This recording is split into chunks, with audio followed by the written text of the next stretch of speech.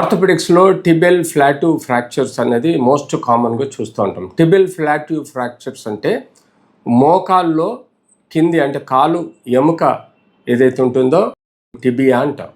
ఈ టిబియా యొక్క upper end fractures కమ్యూనిటెడ్ కానీ ఇంట్రాఆర్టిక్యులర్ ఫ్రాక్చర్స్ కానీ లేకపోతే ట్రాన్స్వర్స్ ఆర్ ఆబ్లిక్ ఫ్రాక్చర్స్ కానీ ఆర్ సెగ్మెంటల్ ఫ్రాక్చర్స్ కానీ మనకు ఎక్కువగా ఈ టిబియా ఫ్లాట్యూ ఫ్రాక్చర్లో ఉంటాయి. సో ఇది ఎందుకు అవుతుందంటే ఎక్కువగా వెహికులర్ యాక్సిడెంట్ కానీ అప్పుడు మోకాలు డాష్ బోర్డుకు గుద్దుకోవడం కానీ లేకపోతే మోటార్ సైకిల్ కింద పడ్డప్పుడు ఆ మోకాలు కింద ఫ్లోర్కు తగలడం వల్ల కానీ ఏదైనా స్టోన్ ఇంజరీ వల్ల కానీ ఇలాంటి ట్రామాలో మెట్ల మీదకి వెళ్ళి పడ్డప్పుడు మోకాల మీద పడ్డప్పుడు కానీ ఇలాంటి ఫ్లాట్యూ ఫ్రాక్చర్స్ అనేది వస్తుంది.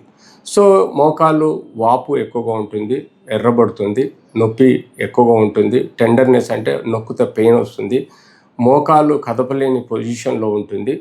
ఇలా మనకు క్లినికల్గా ఉంటుంది. అట్లే డీఫార్మిటీ కూడా మోకాలు కింది భాగంలో ఉంటుంది. సో దీన్ని మనం టెక్నికల్గా క్లినికల్గా చూసినప్పుడు ఇలాంటి లక్షణాలు ఉన్నప్పుడు దీన్ని టిబియల్ ఫ్లాట్యూగా అనుకుంటాము. ఆ తర్వాత ఎక్స్రే, సిటీ, ఎంఆర్ఐ చేయటం వలన మనకు వేరియస్ అంటే ఎక్స్రే వలన బేసిక్ ఫ్రాక్చర్స్ మనకు కనబడతాయి.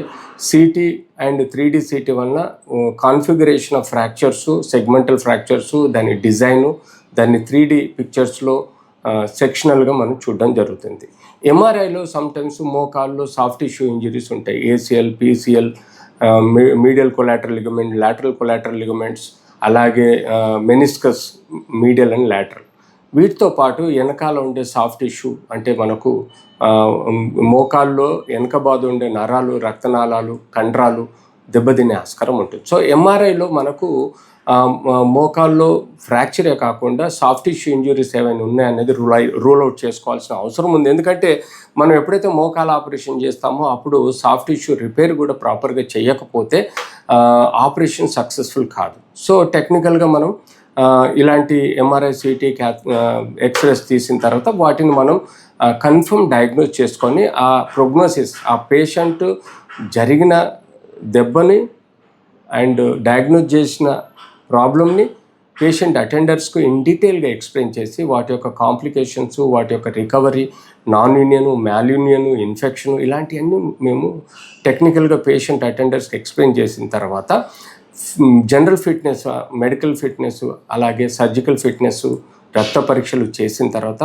కంప్లీట్లీ ఫిట్ అయిన తర్వాత వాటి యొక్క కౌన్సిలింగ్, సర్జరీ యొక్క డిజైన్, సర్జరీ యొక్క రికవరీ, సర్జరీ యొక్క కాంప్లికేషన్స్ కౌన్సిలింగ్లో పేషెంట్కు అండ్ పేషెంట్ అటెండర్స్కి ఎక్స్ప్లెయిన్ చేసిన తర్వాత మేము సర్జరీ టేక్ ఓవర్ చేయడం జరుగుతుంది. ఎప్పుడైతే మేము సర్జరీ టేక్ ఓవర్ చేస్తామో వాటిని అండర్ సియామ్ కంట్రోల్లో మేము ప్రాపర్గా ఫ్రాక్చర్స్ ఫిక్స్ చేయాల్సిన అవసరం. ఎందుకంటే అది ఇంట్రా ఆర్టిక్యులర్ ఫ్రాక్చర్ అంటే జాయింట్ లోపలికి చొరబడి ఉన్న ఫ్రాక్చర్ని మనం నెగ్లెక్ట్ చేయకూడదు అండ్ అప్రాపరియేట్గా ప్రాపర్గా ఫిక్స్ చేయాలి. ఎందుకంటే ఇంజిన్లో బేరింగ్లో చెర్ర ఇరిగితే ఎలాగైతే బేరింగ్ పనిచేయదో అలాగే మోకాల్లోకి ఫ్లాట్యూ ఇంట్రాఆర్టిక్యులర్ ఫ్రాక్చర్స్ బేరింగ్లో చెర్రాలు ఇరిగినట్టు అవుతుంది. కాబట్టి మనం అప్రాపరియేట్గా మోకాల్లో ఈ టిబియా ఫ్లాట్యూ అనేది అంటే కొండైల్స్ని కరెక్ట్ ఫిక్స్ చేయకపోతే మనకు మూమెంట్లో పెయిన్ వస్తుంది, డిఫికల్టీ ఉంటుంది, డిఫార్మిటీస్ ఉంటాయి, ఎన్నో సమస్యలు రావచ్చు.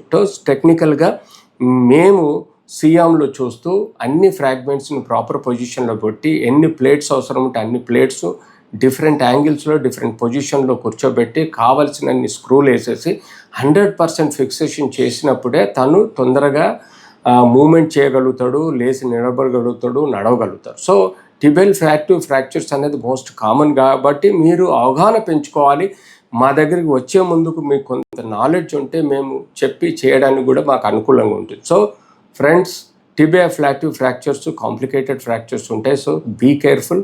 వాటిని ప్రాపర్గా సీనియర్ ఎక్స్పీరియన్స్డ్ ఆర్థోపెడిక్ సర్జన్ దగ్గరికి తీసుకెళ్ళి మీరు ఆపరేషన్ చేయించుకుంటే రిజల్ట్స్ బాగా వస్తుంది, తొందరగా రికవర్ అవుతాడు, లేచి నడవగలుగుతాడు, మోకాలు మడవగలుగుతాడు, ప్రొఫెషనల్గా అన్ని పనులు చేసుకోగలుగుతాడు. So be cautious.